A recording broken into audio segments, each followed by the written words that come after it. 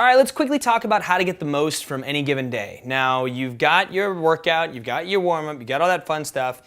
When you're working out, there's a couple things that you need to make sure you're doing if you want to get the most from the day. One, solid range of motion standards. That means moving well. This does a couple things. One, it makes your body move how it was supposed to move, how it's made to move. It builds strength around the muscles, around the joints, how they are supposed to be moved. If you have questions about what the range of motion should be, watch the example videos and see what those are. That being said, not all of us have that range just yet, but you should be always working towards it and working to the end of your limit before pain starts, but to the end of your ability. And if it's just hard, that's different than pain. Difficult is okay to work through. Pain is not okay to work through. So doing full range of motion all the time holds a standard for yourself, and more than anything is just how you should move, so it keeps you healthy and is going to keep you getting better for a long time. Two, you need to scale. You need to make sure that you're taking these workouts and you're doing less reps or more reps or less weight or more weight depending on who you are and what the workout is intending. And that should be written in there every single time. So if it's giving you a general time frame, just pull back the load to try to get there, or pull back the reps to try to get there. No need to be a hero. More doesn't mean better. You can do more when that's available to you with your ability level.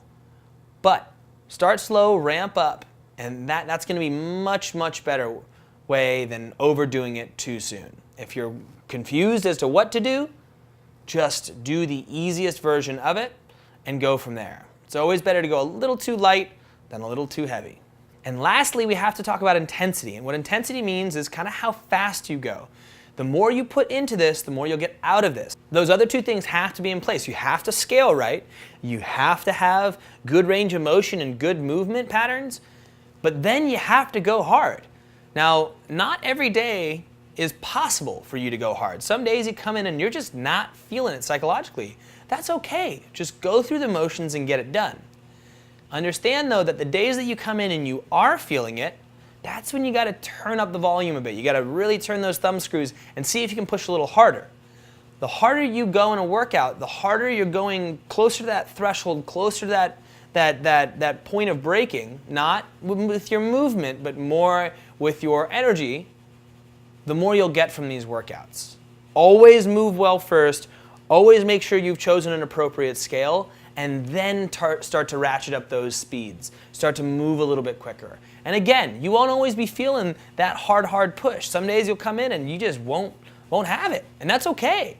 I think the part of this is making sure that the threshold is low enough that you can step into the facility, you can step into your garage, and you can get after it regardless of how you're really feeling. You can just kind of move through the motions, get a little something in, call it a day. But on the days that you are feeling it, turn it up.